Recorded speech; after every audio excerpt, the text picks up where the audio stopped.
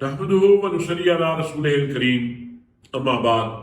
फौज़ बिल्लाहि मिनश शैतानिर रजीम बिस्मिल्लाहिर रहमानिर रहीम। मौलाना नाज़रीन, अस्सलामु अलैकुम व रहमतुल्लाहि व बरकातुहू। मैं हूं मियां मोहम्मद अकरम, आपकी खिदमत में हाजिर। नाज़रीन, डॉक्टर जाकिर नाइक साहब को कौन नहीं जानता, जो एक इंटरनेशनल इस्लामिक स्कॉलर है। अल्लाह इस तरह के स्कॉलर्स की, उलमा की, अल्लाह उम्र में अमल में बरकत दे। अल्लाह इनको अपने हिफ्ज़-ओ-मान में रखे कि इन्होंने बहुत बड़ी दीन की खिदमत कर रहे हैं और बड़ी तादाद में नॉन मुस्लिम इम्प्रेस होकर जौक दर जौक इस्लाम में दाखिल हो रहे हैं। नाज़रीन, ये वो शख्सियत है जो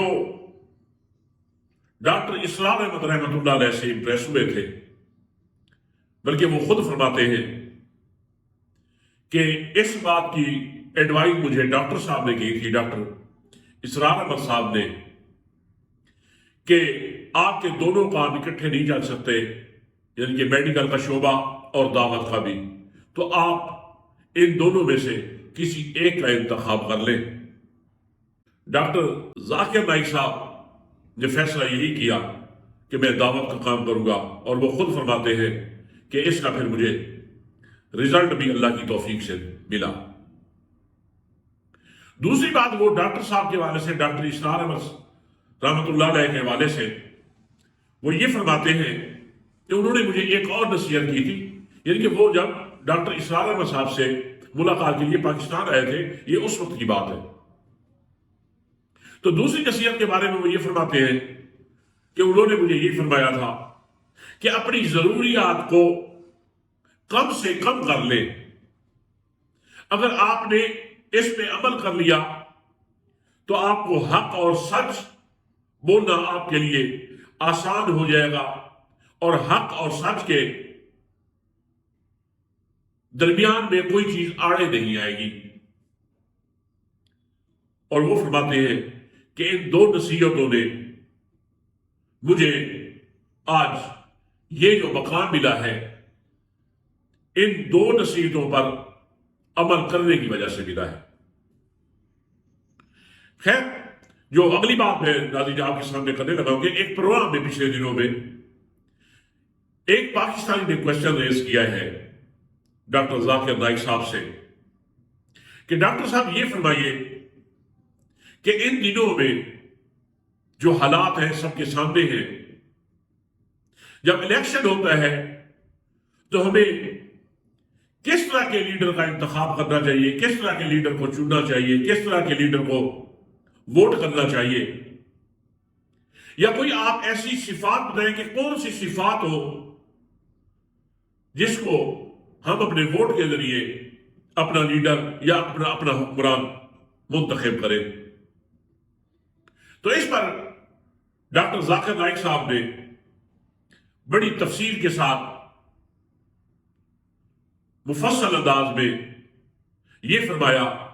कि पहली बात तो यह है कि इस पूरी कायनात में जो हमारे पास सैंपल है, जो नमूना है, वो हजरत मोहम्मद मुस्तफा सल्लल्लाहु अलैहि वसल्लम की जात है। इनसे तो कायनात में बढ़कर कोई शख्सियत हो नहीं सकती। इनके बाद खुलफाए राशिदीन का नाम आता है, उसमें हजरत अबू बकर सिद्दीक रज़ी अल्लाह तआला अन्हु, हजरत उमर रज़ी अल्लाह तआला अन्हु, हजरत उस्मान रज़ी अल्लाह तआला अन्हु और हजरत अली रज़ी अल्लाह तआला अन्हु। फिर इनमें हजरत उमर रज़ी अल्लाह तआला अन्हु के बारे में ये फरमाया कि ये 51 नंबर पे हुक्मरानों में पूरी दुनिया में आज तक इनका नाम आता है कि इन्होंने एक मिसाली हुकूमत चलाई खुलफाए राशिदीन में। तो नाज़रीन, उन्होंने फिर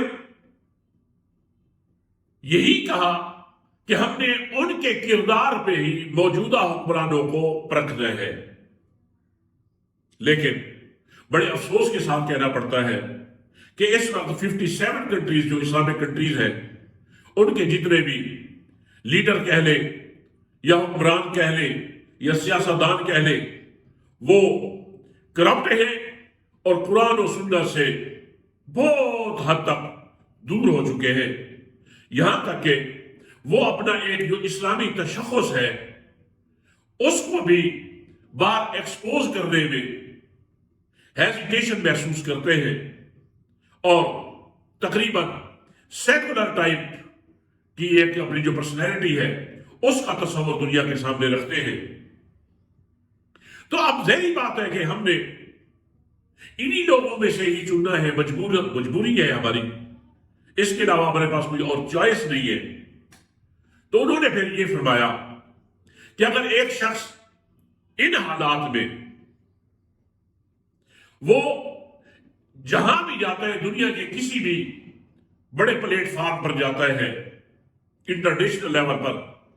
وہ اسلامی تشخص کو ہائی لائٹ کرتا ہے، اسلامی کارڈ کا استعمال کرتا ہے باقی دنیا میں بھی، اور 5 وقت کا اگر نمازی بھی ہے، کیونکہ نمازوں کے حوالے سے انہوں نے یہی فرمایا کہ بیشتر ان میں ایسے لوگ ہیں جو 5 وقت کی نماز بھی نہیں پڑھتے، بڑے مینورٹی میں ہیں،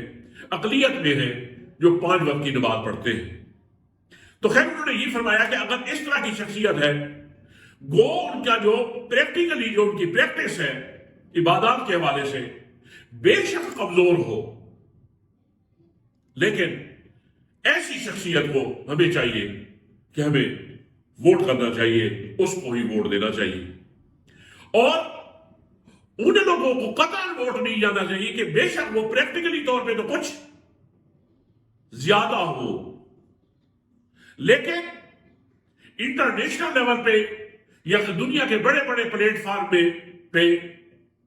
وہ اپنے اسلامی تشخص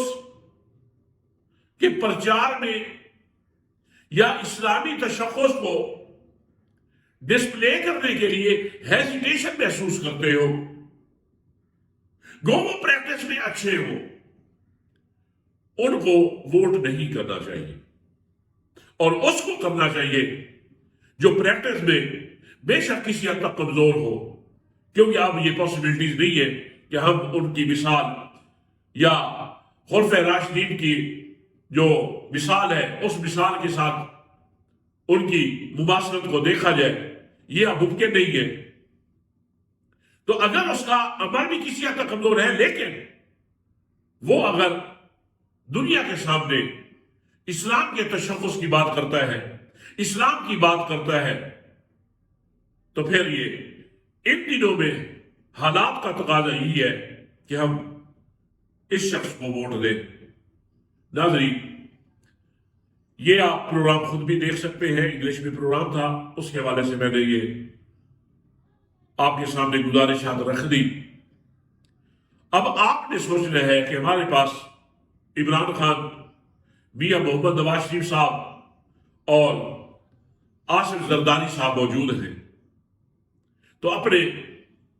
ضمیر کے مطابق فیصلہ کر رہے ہیں کہ ان میں سے کون سا ایسا لیڈر ہے جو جہاں بھی جاتا ہے اللہ کے نبی صلی اللہ علیہ وسلم کی ناموس رسالت، اسلام و فوبیا کے حوالے سے بات کرتا ہے، اور وہ دنیا کو للکار کر کہتا ہے کہ ہمارے پاس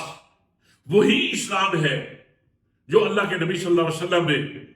جس کا پریکٹیکلی طور پہ مدینہ منورہ میں اس کی بنیاد رکھی تھی، اس سے کوئی کسی دہشت گردی کا نہ کوئی اسلام سے تعلق ہے، نہ ایکسٹریمسٹ کا، نہ ٹیررزم کا۔ ہمارے پاس وہی تعلیمات ہے، وہی ہمارا دین ہے جو اللہ کے نبی صلی اللہ علیہ وسلم نے ہمیں مدینہ میں جس دین کی بنیاد رکھی تھی۔ اس کے علاوہ بعد میں اگر کوئی چیز آتی ہے تو وہ باطل پہ ہے۔ تو ناظرین، اب ہم نے سوچنا ہے کہ ہم نے کس کا ساتھ دینا ہے۔ یہ ڈاکٹر ذاکر نائک نے ان حالات میں ہمیں ایک بہت بڑی نصیحت کی ہے، اللہ تعالیٰ ان کو جزائے خیر دے، اور ہمیں بھی سوچنے کی، سمجھنے کی، اور پھر اس کے بعد ووٹ کے صحیح استعمال کی اللہ ہمیں توفیق دے۔ کیوں کہ یہ 8 فروری کا دن ملک و قوم کی غلامی اور آزادی کے فیصلے کا دن ہے۔ ہم نے خود بھی نکلنا ہے اور اپنے ساتھیوں کو، دوستوں کو، اپنی فیملیز کو، اپنے رشتہ داروں کو، ان کو بھی اویئرنیس دینی ہے، موبلائز کرنا ہے، جہاں تک ہو سکے ان کے ساتھ معاونت بھی کرنی ہے ٹرانسپورٹیشن کے حوالے سے، تاکہ ہم اپنی ذمہ داریاں جو اللہ تعالیٰ نے ہمیں دی ہے ان کو بخوبی طریقے سے نبھایا جائے۔ تو ناظرین، اسی کے ساتھ میں آپ سے اجازت چاہتا ہوں۔ السلام علیکم ورحمۃ اللہ وبرکاتہ۔